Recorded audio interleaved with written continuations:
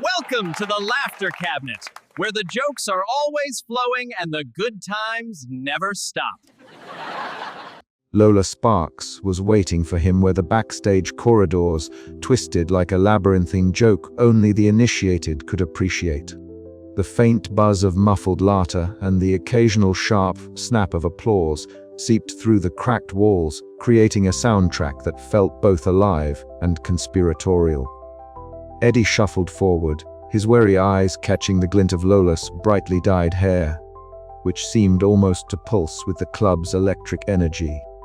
"You look like you just lost a fight with a bad pun," Lola grinned, her voice low and urgent as she grabbed his arm and pulled him into a shadowed alcove. "Come on, Malone. Time to learn what this place really is." Eddie barely had time to protest before he was swept along a winding path of narrow hallways plastered with faded posters of past performers, some faces familiar, others ghostly in their obscurity. Graffiti crawled across the walls, a chaotic tapestry of jokes, insults, and cryptic symbols that seemed to shimmer and shift if you stared too long. "The Laughter Cabinet isn't just a club," Lola began, her tone dropping to a whisper as they skirted past a locked door with strange sigils etched into the wood. "It's a battleground, a sanctuary, and a powder keg." Eddie squinted, feeling the weight of her words settle like smoke in his lungs. "A powder keg for what?" "For chaos," Lola said, eyes flashing with a fierce light. "This place thrives on it, on the unpredictable, the absurd, the failures that crack reality wide open. But there are those who want to tame it, to bottle that power and sell it like some corporate joke." Her voice was tight with anger and something deeper, a protective loyalty that Eddie hadn't quite expected. He thought back to Victor Crane, that cold smirk and calculating gaze lurking in the shadows, always ready to pounce. A man who saw the club as a tool, a way to control and dominate. "I've been watching," Lola continued, keeping the vultures at bay. "But it's getting harder. Victor's influence spreads like a bad punchline that just won't quit." They paused in a cluttered storage room that smelled of dust and old magic, surrounded by odd props and relics from centuries of laughter and disaster. Lola's hand hovered over a battered puppet, its painted grin cracked and faded. "This club's magic," she said, "is fragile. If it falls into the wrong hands, the absurdity that keeps it alive will be snuffed out. The balance will tip." Eddie swallowed hard, the irony not lost on him. A balance maintained by failed jokes and chaotic comedy, and here he was, the poster boy for spectacular bombing. "So," he murmured, "what do we do?" Lola's grin softened, but the fire in her eyes did not dim. "We fight, we keep the chaos alive. And we make sure the laughter never ends, even if it means bombing harder than ever." The words hung in the air as they made their way back to the main stage. Eddie felt a strange mix of fear and exhilaration, the weight of responsibility settling over his shoulders like a cloak woven from punchlines and broken dreams. Later, standing alone in the spotlight, Eddie looked out at the empty seats, bathed in the soft glow of the club's surreal lighting. The hum of unseen energy pulsed around him, a reminder that the battle for control was just beginning. He clenched his fists and smiled wryly. Failure wasn't just his curse anymore, it was his weapon. And with Lola by his side, maybe, just maybe, they could keep the chaos alive long enough to rewrite the rules. The Laughter Cabinet was no longer just a club. It was a war zone, and Eddie Malone was ready to bomb like never before. And as the quiet laughter of the universe echoed in the shadows, he couldn't help but wonder, what punchline would reality throw back next? The game was on, and the stakes had never been higher. One misstep, one failed joke too many, could unravel everything. But Eddie had never been one to play it safe. After all, in a place where bombing was power, the only way forward was through the absurd. And so, with a deep, ironic breath, Eddie stepped off the stage into the unknown, ready to face whatever twisted punchlines awaited him next. The laughter was far from over. The dim glow of the club's aging neon signs blurred through the cracked windows, casting fractured shadows across the cramped sound booth, where Silas sat hunched over an ancient mixing console, that looked like it had been cobbled together from relics of a forgotten era. His thick-rimmed glasses caught the flickering light as his fingers danced across the glowing knobs and sliders, each movement deliberate, almost ritualistic. Around his neck hung a tangle of headphones, their cords looping and twisting like serpents coiled in readiness. The low hum emanating from the equipment thrummed through the walls of the lofter cabinet, vibrating in tune with the very fabric of the club's bizarre reality. Eddie Malone lingered just outside the booth, his usual self-deprecating grin replaced by a wary curiosity. The air around him felt charged, alive with a strange energy that made the hairs on the back of his neck stand up. He had been here long enough now to realize that the club was no ordinary underground comedy joint. Reality here bent, twisted, and occasionally snapped like a rubber band stretched too far, all seemingly triggered by his own spectacular failures on stage. "You replaying with fire," Lola's voice cut through the charged silence as she leaned against the booth's doorway, her bright hair aflame in the dark. "You know that, right?" Silas didn't look up, his gaze fixed on the oscillating waveforms dancing across the screen before him. "And fire's exactly what this place needs," he replied cryptically, fingers flicking a switch that sent a ripple through the club's atmosphere. "You'd be surprised how much a little tweak here and a subtle nudge there can stabilize the chaos." Eddie stepped closer, drawn by the strange combination of technical mastery and arcane ritual Silas wove together. "I've seen the walls breathe, the air shimmer like it's alive. What exactly are you doing back here?" Silas finally turned, a faint shimmer flickering in his eyes that Eddie couldn't quite place, like a secret joke only half understood. "Sound isn't just sound in this place," he said softly. "It's a thread that weaves through reality. When you bomb, when you fail, you tear at that thread. I'm here to mend it, twist it, and sometimes to make sure it unravels in just the right way." Lola's eyes narrowed. "And what if you pull too hard? What if the thread snaps?" A shadow passed over Silas's face. "Then we all fall through the cracks. But that's the risk we take to keep the magic alive." The club's murmur shifted as the next act prepared backstage. Eddie felt the familiar flutter of nerves, that gnawing cocktail of dread and hope. But tonight, something was different. The sound waves seemed to wrap around him like a protective cocoon, softening the edges of his anxiety. As he took the stage again, the laughter from the audience wasn't merely sound. It was a living thing, ebbing and flowing with the rhythm of Silas's unseen hand. Each failed joke twisted the club's reality, but now, instead of chaos spiraling wildly out of control, the distortions held a strange melodic balance. Back in the booth, Silas's fingers moved in a blur, fine-tuning the invisible threads that held the club's twisted reality together. "You're not alone in this," he murmured to himself, a rare smile flickering. "We were all part of the same joke, after all." Lola's sharp voice interrupted his reverie. "Just don't forget, even the best punchline can be a double-edged sword." The night wore on. Each set a new gamble on the knife edge between order and chaos. Eddie felt the thrilling surge of power that came from embracing his failures, his bombing resonating with Silas's magical soundscapes to create a surreal symphony of absurdity. The club pulsed, breathed, and warped around them, a living testament to the dangerous beauty of comedy's unpredictable magic. As the final act ended, the audience's laughter faded into a soft murmur, and the club settled into an uneasy calm. Eddie caught Lola's eye and nodded a silent acknowledgement of the precarious balance they maintained. Outside, the city hummed with indifferent normalcy, unaware that beneath its streets, in the flickering shadows of the laughter cabinet, a battle for reality itself was being fought, one failed joke at a time. And somewhere in the depths of the club, Silas prepared for the next act, ready to weave his magic once more, because in this place, sound was power, failure was strength, and the line between comedy and catastrophe was thinner than ever. The question now was not if the thread would hold, but how long before it snapped.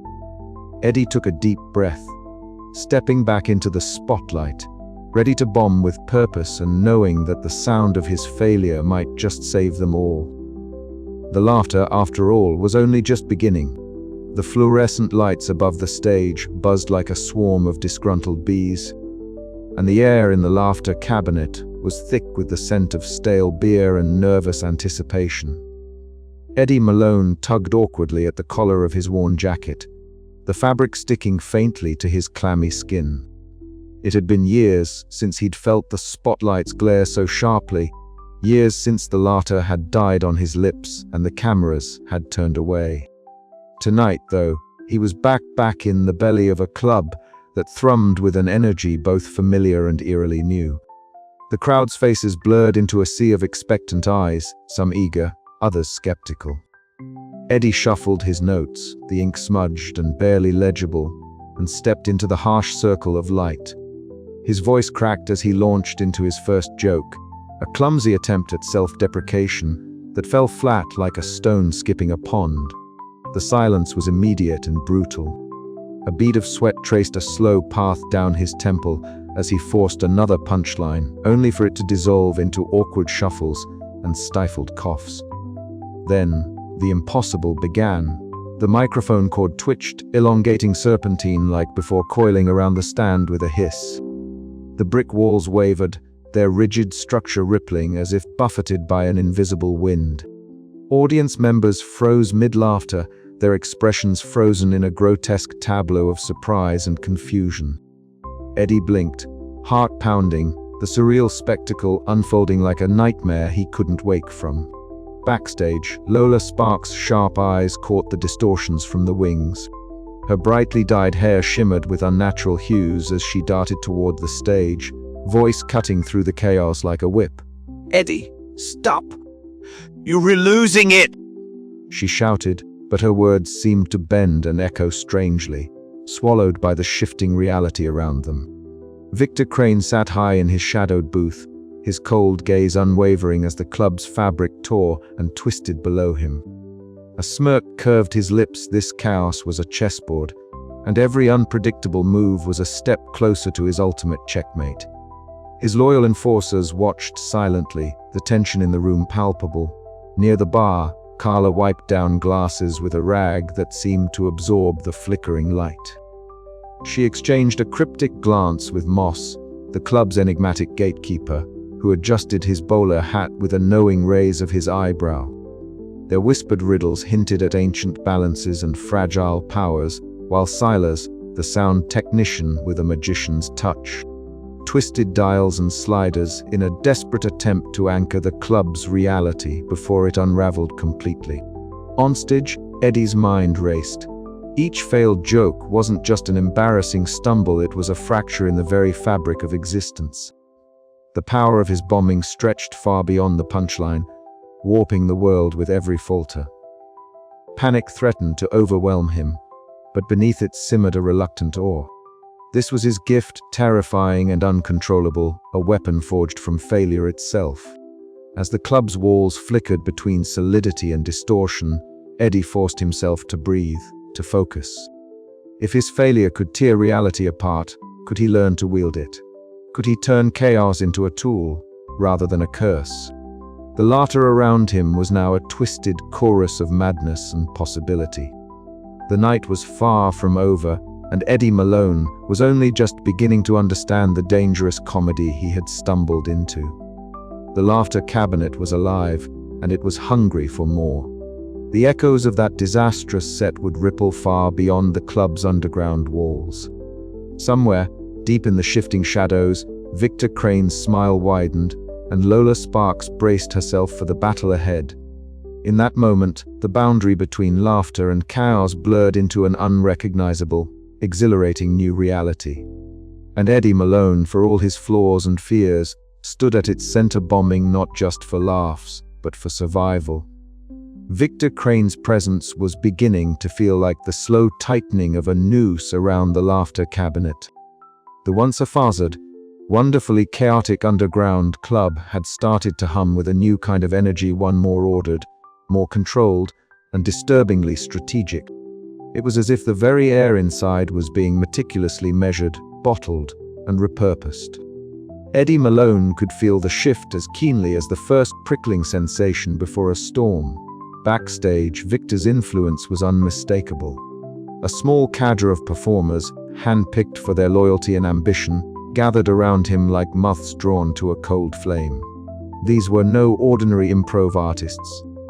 They were his enforcers, his eyes and ears within the club's labyrinthine corridors. Their faces were a mix of eager resolve and cautious calculation, knowing well that the stakes had risen beyond mere laughs. Victor stood at the center of the group, his tall frame commanding the dimly lit room. The flickering neon signs outside cast shifting shadows across his sharply tailored suit, accentuating the cold precision in his calculating gaze. His permanent smirk seemed less a sign of amusement and more a silent declaration of intent, a promise that chaos would soon be subdued under his iron will. "Order is the foundation of greatness," Victor intoned, his voice smooth but edged with steel. "Without control, the club will crumble. The magic here is powerful, yes, but dangerous. It needs discipline, direction." One of the loyalists nodded, eyes gleaming with a mixture of admiration and fear. "We're ready to enforce, Victor, whatever it takes." The others murmured assent, their presence a stark contrast to the club's previously anarchic spirit. Meanwhile, Lola Sparks paced nervously in the green room, her brightly dyed hair a beacon of defiance against the oppressive mood settling in.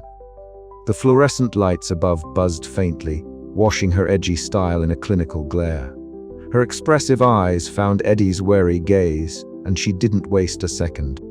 "Victor's not playing games anymore," she said sharply, voice low but urgent.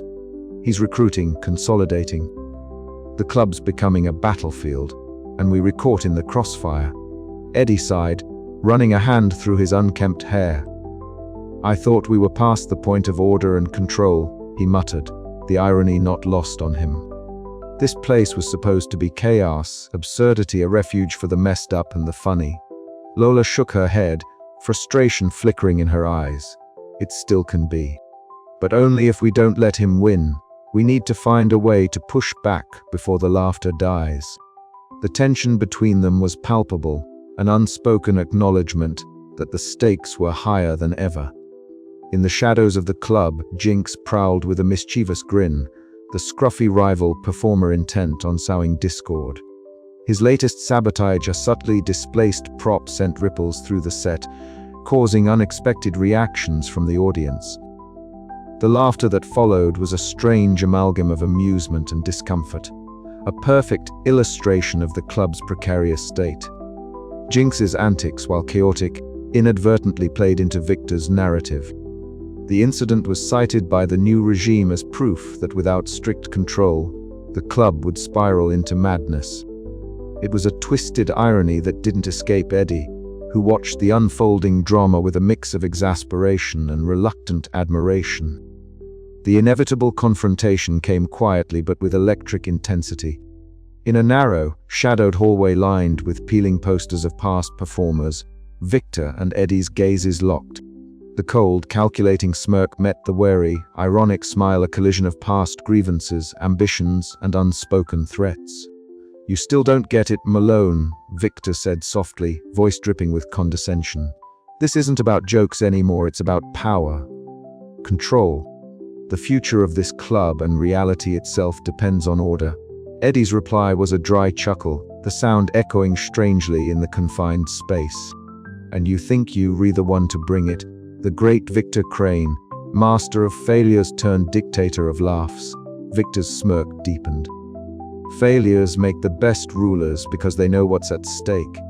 As they parted, the charged silence lingered, a promise that the gathering storm was about to break. The gathering storm wasn't just metaphorical. The very fabric of the laughter cabinet vibrated with the tension, the once vibrant and unpredictable magic now shadowed by the specter of control. Eddie felt the weight of it all pressing down, a tidal wave of expectation, fear, and the burning need to fight back. But the question remained, how could he, a man whose power came from failure and bombing, stand against a force so calculated and determined? The answer, like the club itself, would have to be found in the laughter that danced on the edge of chaos. With a heavy heart and a mind racing through possibilities, Eddie prepared for the battle ahead. The laughter cabinet was no longer just a place to bomb, it was a battleground for the soul of comedy, and the fight was just beginning. The lights dimmed, the murmurs grew hushed, and somewhere deep in the club, the laughter waited ready to explode, to bend reality, to defy control.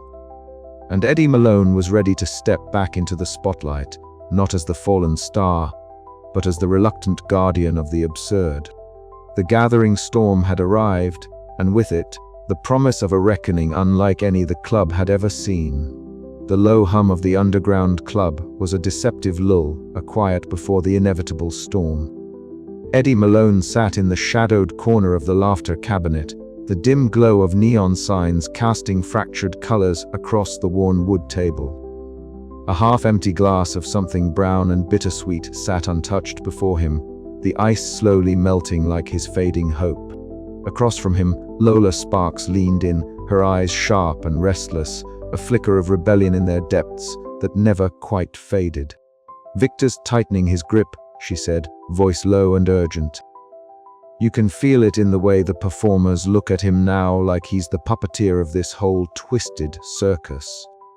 Eddie exhaled, the weight of the club's escalating tension pressing against his ribs. He could still barely believe how far things had spiraled. His failures on stage, the bombing that once felt like a curse, had become a weapon, one that now painted a target on his back. "I thought I was just losing my touch," he muttered, not walking into a power play. Lola's laugh was short, bitter. "Welcome to the big leagues." The conversation was interrupted by the faint clack of heels against the worn floorboards. Jinx, ever the wild card, approached with an unreadable expression. Normally her presence was a thorn in Eddie's side, a rival performer with a knack for sabotage and mischief. Tonight, however, there was something different in her stride, a hesitation that set Eddie's nerves on edge. "Got a minute, Malone?" she said, voice low and somewhat strained. Eddie exchanged a wary glance with Lola before nodding. He rose, following Jinx to a secluded alcove where the club's muffled chaos seemed a distant echo. The air was thick with anticipation, a silent drumbeat of impending revelation. Jinx's eyes darted around before settling on Eddie's face. "You need to know what's really going on." He raised an eyebrow. "Enlighten me." Her voice dropped to a whisper. "Victor's not just trying to manage the club. He's planning to take full control, lock down the power that the bombing brings. He's got people on his side, insiders ready to enforce his will." The words hit like a punchline gone wrong, twisting the knife of betrayal deeper. "And you retelling me this? Why?" Jinx hesitated, the usual smirk replaced by something raw and conflicted. "Because I'm done being a pawn. Because I think you're the only one who can stop him." Eddie's mind raced, the fragile trust he'd held onto fracturing under the weight of this revelation. The club, once a sanctuary of chaotic creativity, had become a battleground of control and resistance. And in this game, allegiances were as unpredictable as the jokes that bent reality itself. Meanwhile, above the fray, Victor Crane stood on the balcony overlooking the laughter cabinet. The harsh spotlight framed his tall, imposing figure, his cold gaze sweeping over the gathered performers who hung on his every word. His voice was smooth, calculated.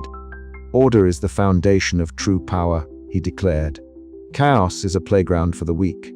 Together, we will harness this club's potential and reshape reality on our terms." The crowd murmured, a mixture of fear and reluctant admiration.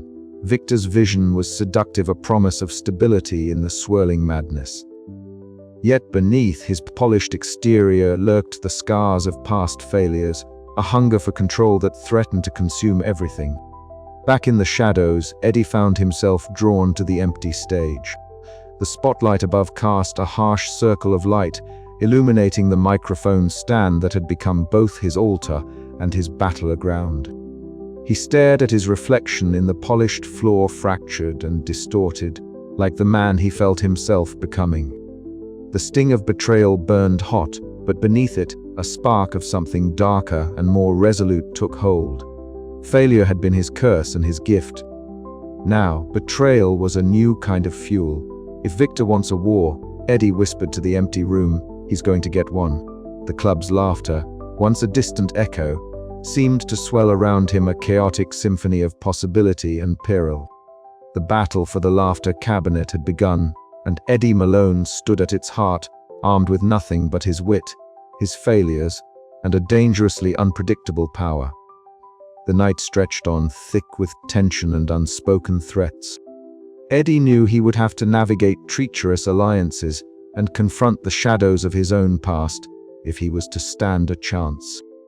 But for the first time in a long while, amidst the ruin of trust and the chaos of betrayal, he felt a flicker of dark hope. And as the spotlight dimmed, Eddie's ironic smile returned, sharper and more defiant than ever. The joke was on Victor, but the punchline was still unwritten. The game had changed. The stakes were higher. And in the laughter cabinet, where reality bent and twisted with every failed joke, the next act promised to be the most dangerous yet. Eddie's journey was far from over.